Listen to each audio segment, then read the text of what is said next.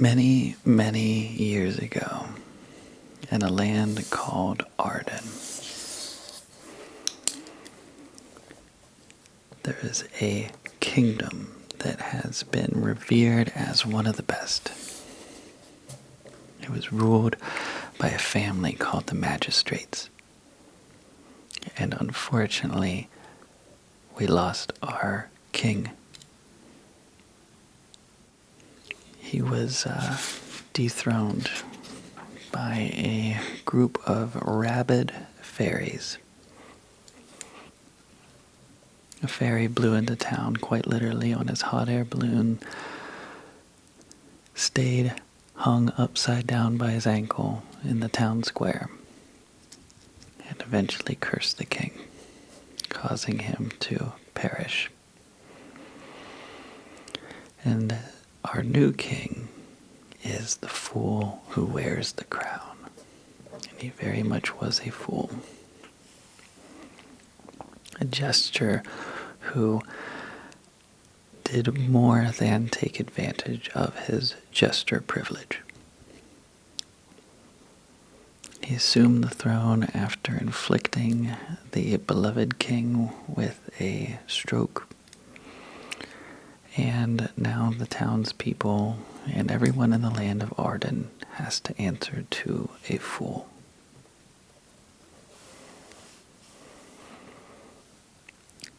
The days after the passing was quite shocking for the townsfolk. As you can imagine, rumors and all sorts of secretive conversations happened in the taverns and the washrooms and the wells of the day. Anywhere where people could talk, they were talking about their new king. The servants of the royal family tried their best to appease this madman. One of them, whose name is Carlson, he's one of the servants, would come into the fool who wears the crown's room weeks and months after he assumed the throne. He would walk in, open the door, of course announce himself. And to his right, he would see a leer. With one finger, Carl would touch the body of the leer and remove a thick coat of dust. The room was tattered and unkept. It felt like the personality the fool once had was somehow relinquished once he assumed the throne. And all he did was create preposterous rules and an ordinance for the kingdom. Things that didn't make sense. All grapes had to be red, he would say. And a particular shade of red that matched one of the colors strewing off of his foolish crown.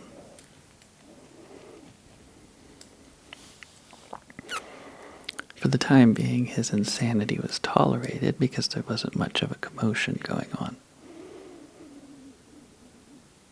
And because of that, a almost sort of sense or a false sense of pandemonium started to occur. The townspeople would congregate, and their whispers came into normal speaking voice, and then into shouting. They wanted answers. What was going on?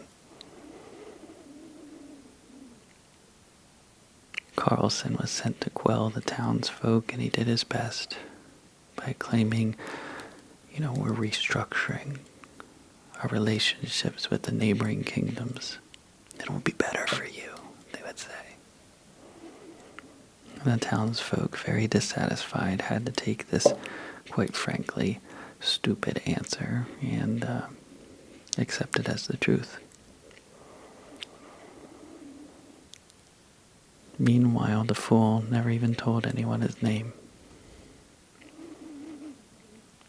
The barkeeps would offer someone a pint of ale, and that would be the discussion. What is his name? I heard he was a fairy, they would say. Well, they must have a fairy name then. Nothing similar to what we would know here in Arden. Eventually, the king, I guess, as a means to create some sort of interesting thing to happen, it was boredom overtaking him, needing to cause some sort of,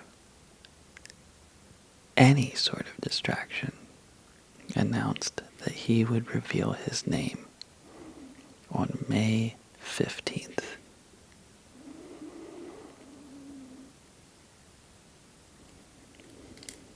Carlson awoke the fool on the morning of the 15th,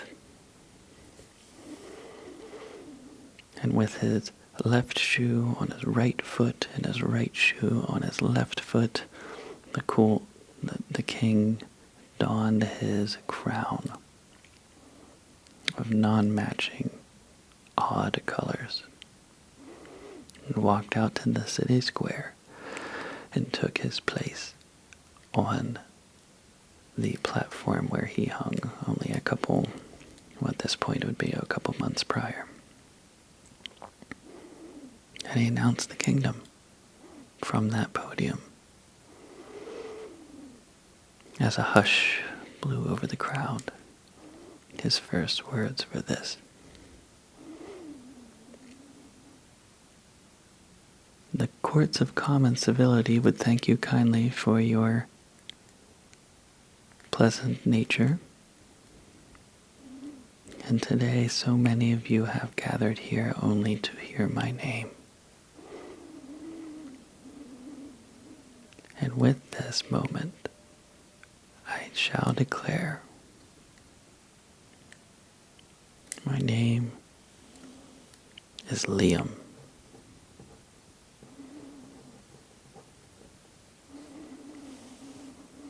Pandemonium occurred.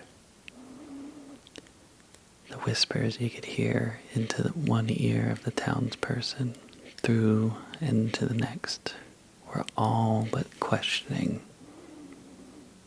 the etymology of Liam. That's not a fairy name.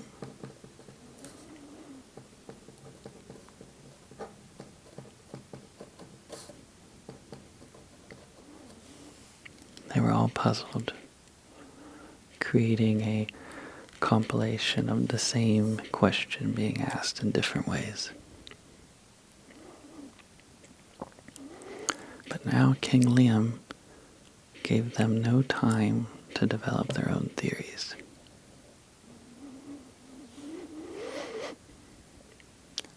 We now have a contest before us. Again, their bewilderment began to escalate.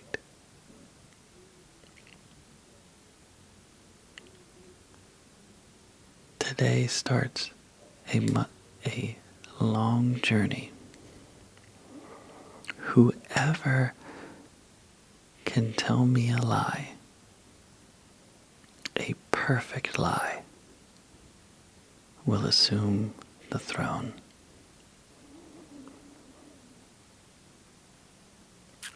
In what universe does this make any sense? The kingdom is as prosperous as it could ever be. There has been no conflict.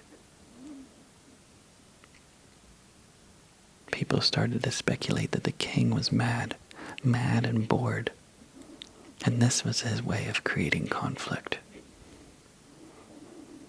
They went back to their dwellings, and the people elected a few that they wanted to see as king.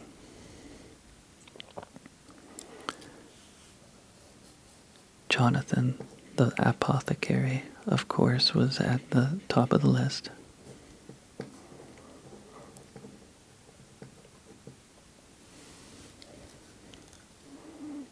sent him with the task of developing a perfect lie. When they had it perfect, or so they thought perfect, a lie that no man could see without, or see through rather, they sent him to the king about a week later. Jonathan was a tall man. He had black hair, and his eyebrows protruded almost as far as the tip of his nose. He had been making magical spells for the kingdom for his entire life. Surely he could develop a lie so good even a mad king would believe it. Jonathan approached the king, and he said,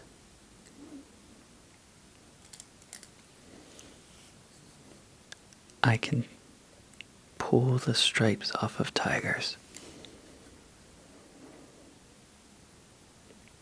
And the king, with his chalice, his emerald-encrusted chalice, dipped forward.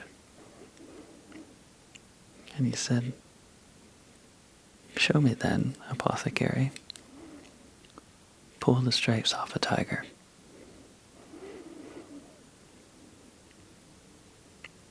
Jonathan reached into his satchel, pulled off the leather covering, and pulled out a glass vial that contained nothing but the brightest red liquid you have ever seen.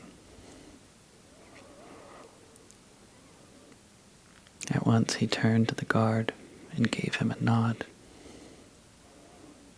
And the guard brought in a Siberian tiger, stripes as black as the night, positioned next to some of the most exotic orange you've ever seen. The tiger, being well trained and chained, fell down to the floor and took a rest while it panted its summery breath off its tongue. Jonathan pulled the cork off the lid and made eye contact with the king as he dropped the entire contents of the vial on one of the tiger's red stripes.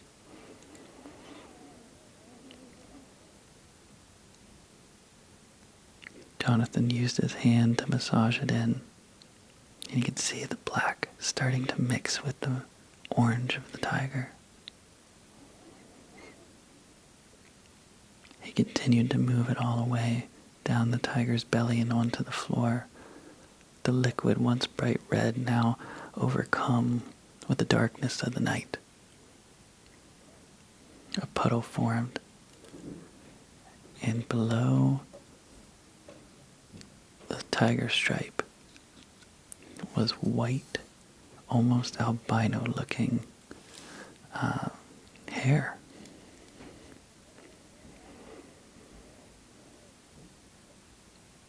The king stood up from his throne and walked to the tiger to inspect.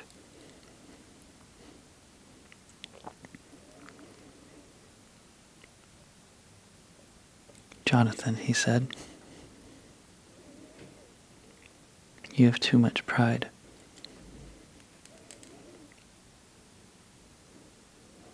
I didn't ask for a miracle for you to assume the throne. I asked for a perfect lie. And because you have so much pride in yourself, you couldn't help but take this opportunity to show me something spectacular."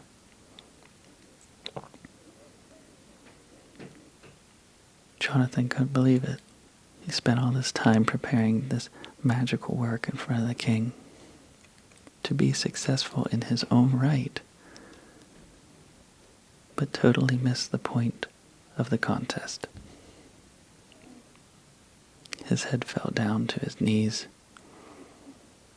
and he grabbed the tiger by its collar and walked out of the room. The king sat back in his chair And legend has it, Jonathan never spoke to anyone again for the rest of his life.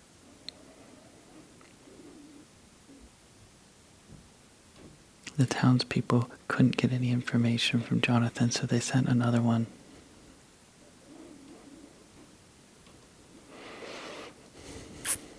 They sent florists. They sent barrel makers. They sent teachers. All of which just throwing anything they could at the king to try to get him to abdicate.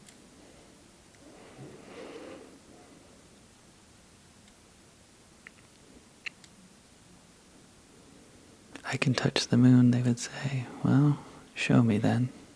I can't. Well, you're a liar.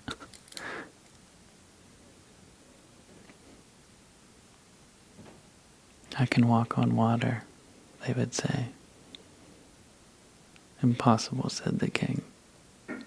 I may be mad, but I know physics at least. And the town, being so perplexed, not only did they struggle to understand what the king actually wanted to see,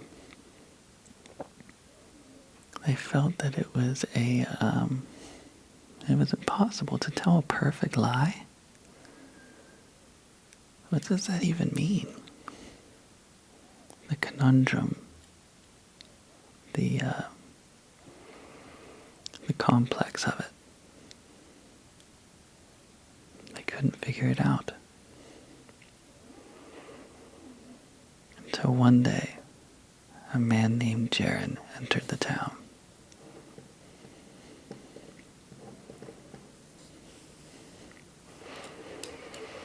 Jaren had no shoes on his feet. They were covered in mud and dirt. His pants with holes in them of the worst linen you could ever imagine. One leg too short, the other one too long. He had to kind of scrunch up the long leg so that it didn't mix with the dirt below. His shirt was ragged, missing buttons. The lines of the linen went all the way down to his navel, exposing his bare chest.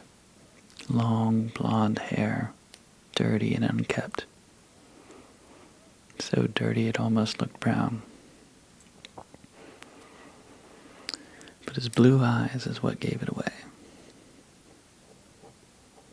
The townsfolk knew that he wasn't from Arden.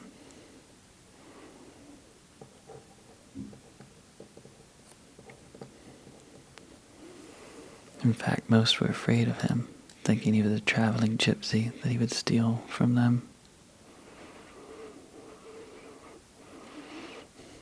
Finally, he said to the townsfolk, I'm going to tell a perfect lie and I'm going to be your new ruler. I said, we already tried. There is no way to tell a perfect lie, Jaren. He said, don't worry. Where I come from, we're good at lying.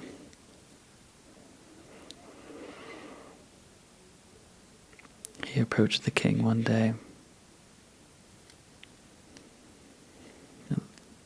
King Liam was sitting horizontal on his throne, clearly bored out of his mind, tipping his head back, letting his crown fall to the floor and having one of the servants pick it up and put it back on his head.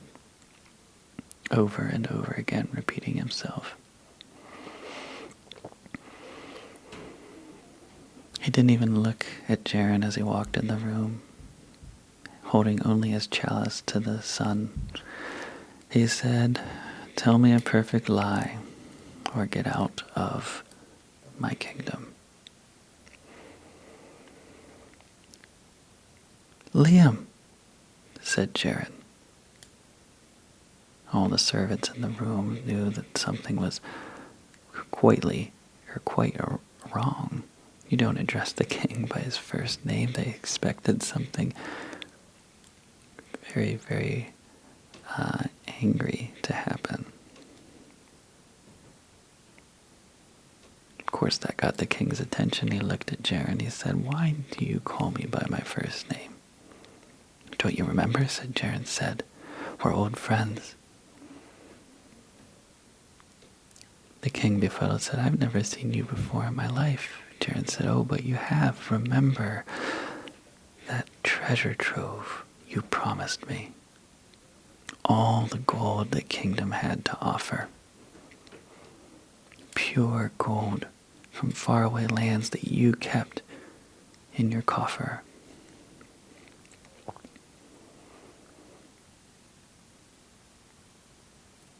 King Liam was befuddled, and he said to Jared, "I never said such thing."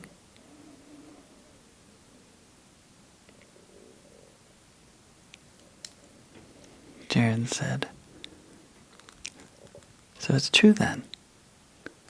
I'm the best liar in the land." "No, you're not the best liar," said Liam. "I never said, or King Liam, I never said such a thing." And then Jared replied, "Well then, where is my coffer of gold?" Puzzled by the outcome of this conundrum, either admitting that Jared was a great liar, and that was the best lie that could ever be told, or proving that he wasn't a liar, and giving the king, or giving Jared his coffer of gold.